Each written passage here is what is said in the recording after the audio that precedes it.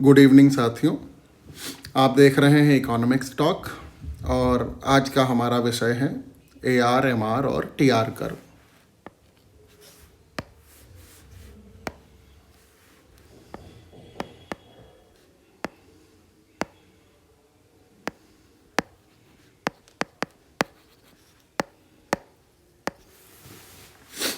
तो AR, MR और TR वक्रों की आकृति और उनके प्रकृति को समझने के लिए हम इसको दो स्थितियों में बांट कर देखते हैं। पहले हम लेते हैं केस 1, जिसमें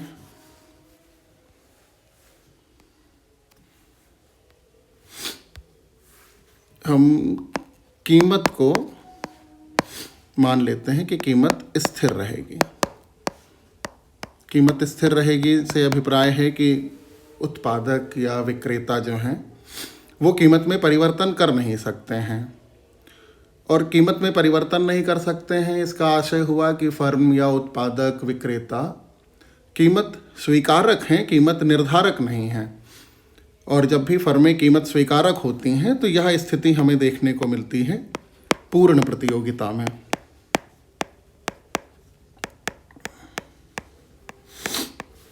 तो मान लेते हैं कि प्राइस 20 रुपये है और इस 20 रुपये पे फर्म जितना चाहें उतनी मात्रा बेच सकती है।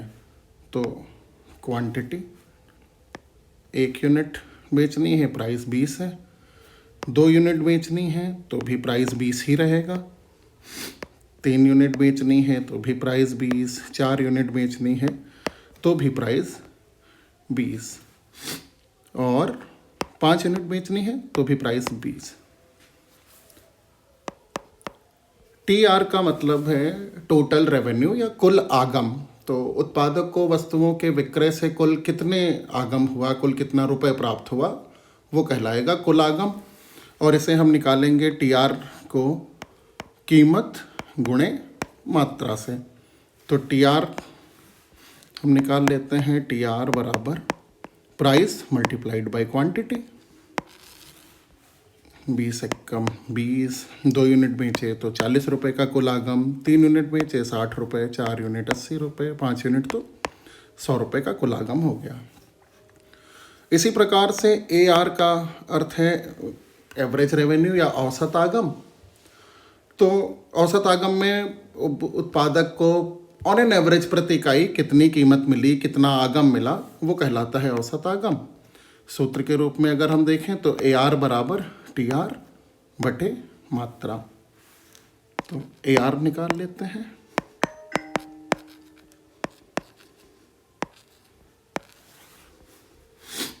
तो कुल 20 रुपये मिले 1 इकाई मात्रा पे, तो ऑन एन एवरेज 1 इकाई 20 रुपये ही मिले।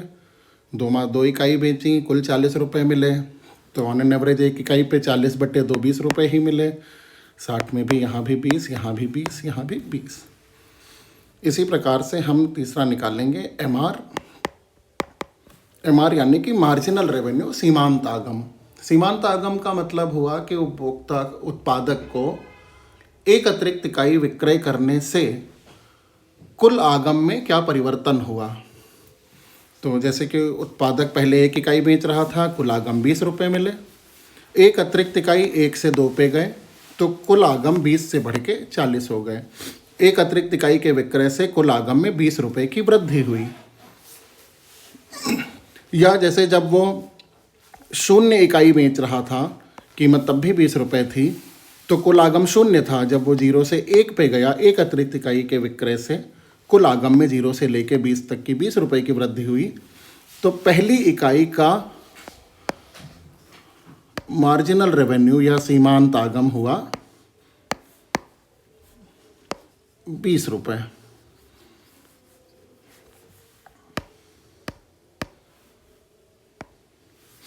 तो MR का अगर सूत्र लिखना चाहें तो हम लिख सकते हैं MR बराबर TRN minus TRN minus 1।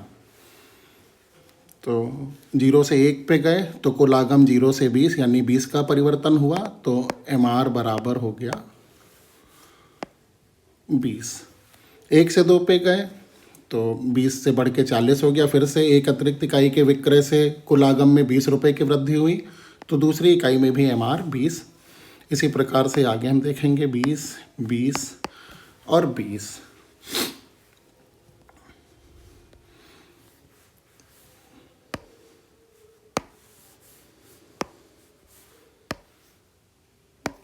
MR के इस सूत्र को हम इस प्रकार से भी लिख सकते हैं कि MR बराबर होता है TR में परिवर्तन। कब? जब मात्रा में परिवर्तन के सापेक्ष TR में परिवर्तन। इन वक्रों को हम ग्राफ में भी रिप्रेजेंट कर सकते हैं। तो x अक्ष पे मात्रा यानी कि क्वांटिटी और y एक्सिस पे AR अगर हमें दिखाना है तो टेबल से ग्राफ में रिप्रेजेंट करने के लिए हमें दोनों एक्सिस पे स्केल मानना पड़ता है। तो हम मान ले रहे हैं कि 1 सेंटीमीटर बराबर 1 इकाई।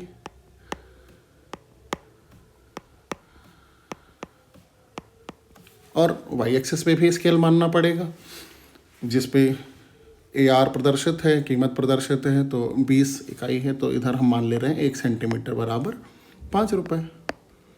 तो 5, 10, 15, 20, 25, 30 इस तरह से एक इकाई का विक्रय कर रहे हैं। उस समय AR है 20, तो ये 1 और ये 20, इनका कॉम्बिनेशन पॉइंट यहाँ कहीं बना, एक पॉइंट हमें मिल गया। ऐसे ही जब 2 इकाई हैं तो 2 इकाई पर AR है 20, तो फिर से 2 इकाई पर भी हमें एक पॉइंट मिल गया। जब 3 इकाई हैं तो भी AR है 20, तो तीसरी इकाई पर भी हमें एक पॉइंट मिल गया। 4 इकाई हैं तो भी AR 20, तो 4 इकाई पे एक पॉइंट, ऐसे करके 5 इकाई पे भी 20। तो इन सभी बिंदुओं को मिला दें अगर हम, तो ये जो लाइन बनी ये कहलाएगी AR वक्र। ऐसे ही अगर हमें MR वक्र बनाना है तो MR के लिए भी, चूँकि इस टेबल में AR भी सब जगह 20 है, MR भी हर जगह 20 है, तो MR के लिए भी ऐसी ही लाइन बन जाएगी, इसी के ऊपर 20 वाली ही। और हम यहाँ लिख सकते हैं AR बराबर MR, क्योंकि AR और MR वक्र एक दूसरे पे ओवरलैप कर रहे हैं। जैसा कि पूर्ण प्रतियोगिता में हमें दिखाई भी देता है कि AR बराबर MR ही होता है पूर्ण प्रतियोगी फर्म के लिए। अब अगर इसमें हम TR बनाना चाहें तो TR वक्र बना सकते हैं एक मात्रा पे। और कितना सोओगे बे? बन गए से मिस्टर पूर्वांचली। अबे उठो, थोड़ा बॉडी बनाओ। 50 घंटे। तो TR अगर हम देखें तो 1 इकाई है, तो MR है 1 इकाई पर 20, 2 इकाई पे 40। अब TR के लिए तो हमने इसमें y एक्सिस पे उतने स्केल नहीं ले रखे, मात्रा उतनी व्यक्त नहीं कर रखी है, फिगर केवल 30 तक है। तो हम TR वक्र को व्यक्त करने के लिए एक दूसरा कर्व बना लेते हैं। हम चाहें तो तीनों को एक में भी दिखा सकते हैं, तो क्यों, फिर से हम स्केल मान लें 1 सेंटीमीटर, 1, 2, 3, 4, 5, 6। y एक्सिस पे TR दिखाना है। TR हमारा 20 से लेके 100 तक गया है, तो 1 सेंटीमीटर हम 10 मान लें अगर, तो 10, 20, 30, 40, 50, 60, 70, 80, 90, 100। तो 1 पे 20, 2 पे 40, 30 पे 60, 40 पे 80 और 4 पे 80 और 5 मात्रा पे TR हो गया 100। और जब शून्य मात्रा है तो TR भी शून्य, तो ये मूल बिंदु पे 0 वाला बिंदु। इन सभी बिंदुओं को अगर हम मिला दें तो ये TR वक्र ऐसे सीधी रेखा में बन जाता है, जो कि मूल बिंदु से जा रही है। इस AR MR को भी हम यहीं पे दिखा सकते हैं, जो कि इस 20 पहले बिंदु पे थी, तो ये हमारा बन गया ए आर बराबर एम आर वक्र। अब केस 1 तो इतना ही कि कीमत स्थिर रहेगी, तो जब भी कीमत स्थिर रहती है तो एक तो हम देखते हैं कि ए आर और एम आर हमेशा बराबर रहेंगे, जो इसमें टेबल में भी दिख रहा है, हमारे वक्र में भी दिख रहा है। और एक और बात है यहीं पे कि हम जानते हैं कि टी आर बराबर होता है price into quantity, A R बराबर होता है टी आर बटे क्यू। तो ए आर बराबर टी आर का मतलब है पी इंटू क्यू, तो P into Q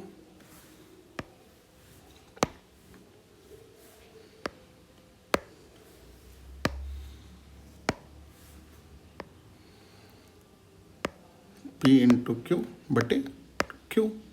Q Q cancel out हो सकते हैं, यानी ए आर बराबर पी। तो कीमत का ही दूसरा नाम ए आर है, या ए आर और पी दोनों हमेशा ही बराबर होंगे, क्योंकि बाय डेफिनेशन ए आर और पी बराबर हैं। तो ये हमारा केस 1 कंप्लीट होता है।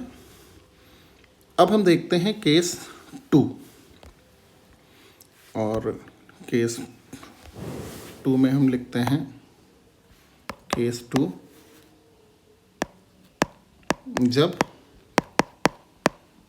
कीमत परिवर्तनशील हो।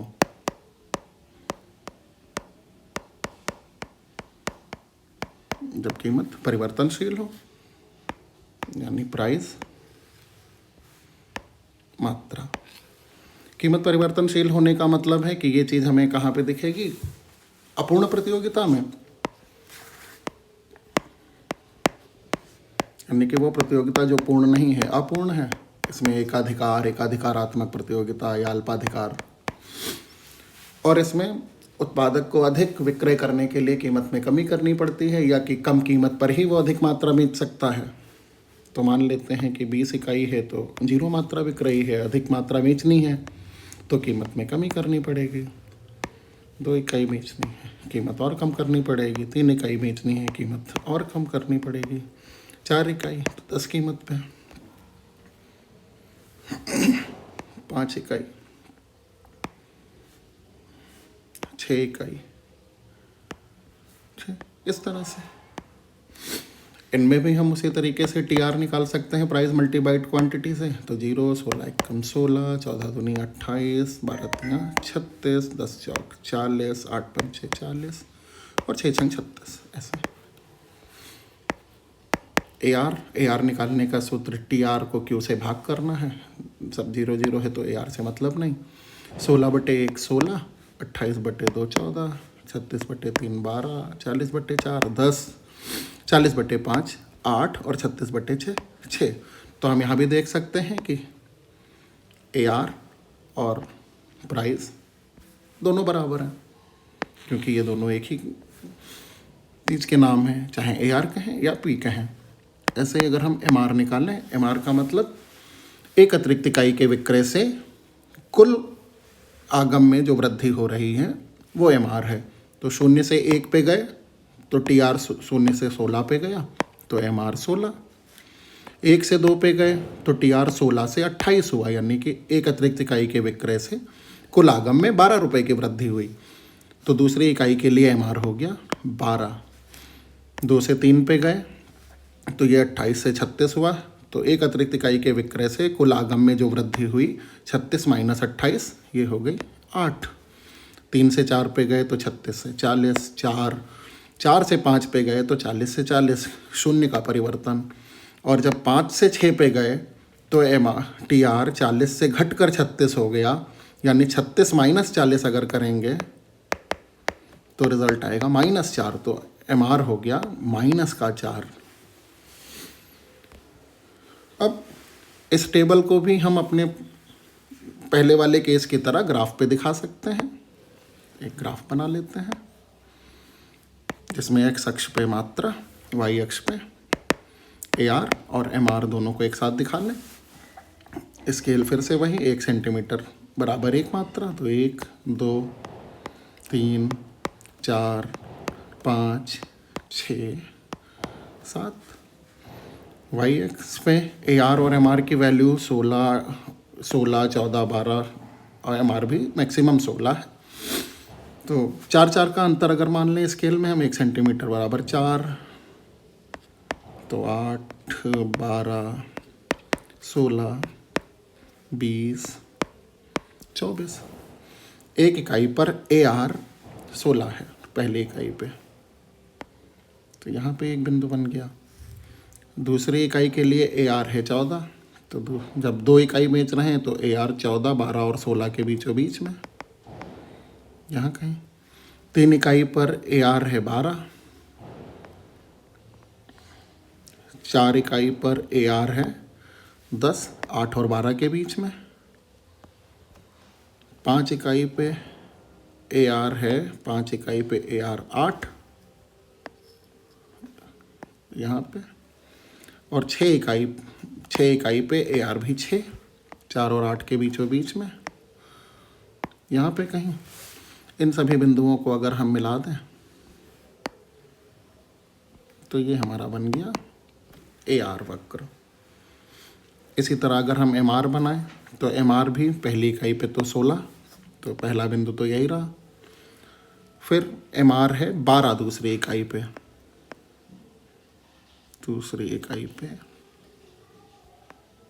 एम आर 12, तीसरी इकाई पे एम आर 8, तो तीसरी इकाई पे एम आर 8, चौथी इकाई पे 4, चौथी इकाई का पॉइंट यहाँ पे बना। पांचवी इकाई पे हम देखते हैं कि एम आर हो गया है 0, तो पांचवी इकाई पे एम आर यहाँ पे है 0, और छठी इकाई पे एम आर -4 है। इस तरफ तो मूल बिंदु से इधर वाई अक्ष पे जा रहे हैं, तो 4, 8, 12, 16, 20, 24 ऐसे है। -4 हमें दिखाना है तो हम वाई डैश एक्सिस पे जाएंगे और 1 सेंटीमीटर इधर आएंगे, तो 4 का अंतर है, तो यहाँ हो गया -4, और ये चीज़ छठी इकाई पे आके यहाँ पे कहीं आ गई -4। इन सभी बिंदुओं को मिला दें अगर, तो ये हमारा बन गया एम आर वक्र। तो अपूर्ण प्रतियोगिता की स्थिति या वाई स्थिति जिसमें कीमतें परिवर्तनशील हैं, अधिक विक्रय के लिए कीमत में कटौती करनी पड़ती है उत्पादक को, ऐसी दशा में ए आर और एम आर वक्र दोनों ही नीचे गिरते हुए होते हैं, और एम आर वक्र ए आर वक्र से नीचे होता है।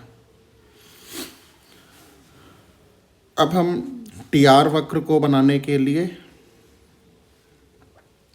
टी आर हमारा 40 तक जा रहा है, तो इसी में बना के, इसमें जगह नहीं है तो हम दूसरा बना लेते हैं टी आर के लिए।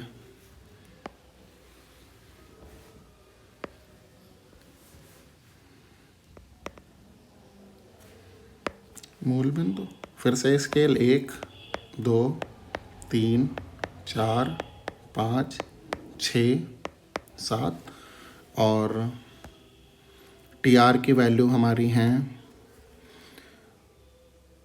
0 मात्रा पे 0, फिर 16, 28, 36, 40, 40, 36, तो मैक्सिमम 40 तक की हैं। तो हम ले लेते हैं इसमें स्केल,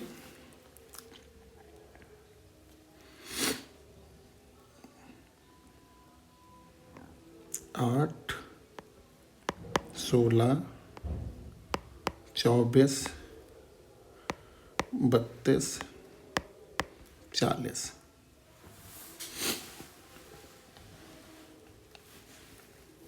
शून्य इकाई पे 0 टी आर, क्योंकि पी इंटू क्यू दोनों 0 हो गया, 0 मात्रा है।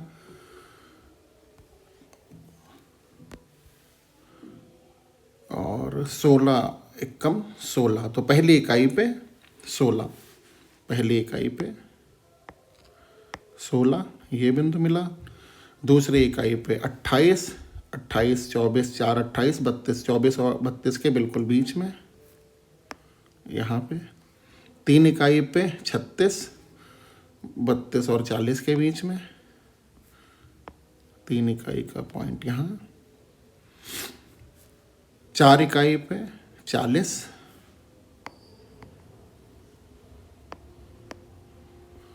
5 इकाई पे भी 40, टेबल आप देख सकते हैं।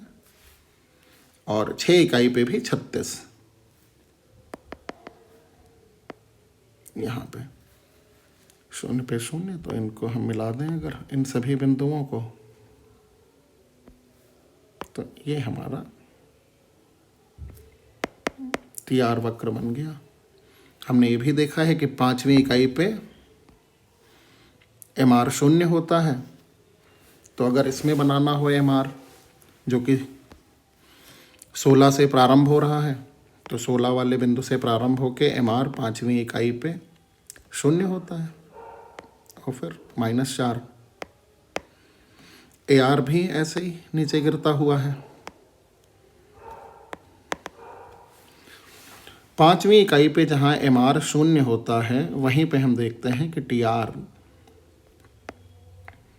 मैक्सिमम स्तर पे है। हालांकि इस ग्राफ में 5 पे भी 40 है और 4 पे भी 40 है, लेकिन हम अधिकतम उसी बिंदु पे मानते हैं जिस बिंदु के बाद उसकी वैल्यू कम होने लगती है, और इसकी वैल्यू 5 के बाद कम होने लगी, तो TR अधिकतम है 5 इकाई पर, वहीं जहाँ MR 0 है 5वीं इकाई पे, तो हमेशा TR अधिकतम वहीं होता है जहाँ MR 0 होता है। तो ये हमारे दोनों केस थे AR MR TR वक्रों के लिए, और इनको समझे बिना हम पूर्ण प्रतियोगिता या एकाधिकार प्रतियोगिता जैसे टॉपिक भी नहीं समझ पाएंगे ढंग से। तो आज की क्लास यहीं तक। धन्यवाद।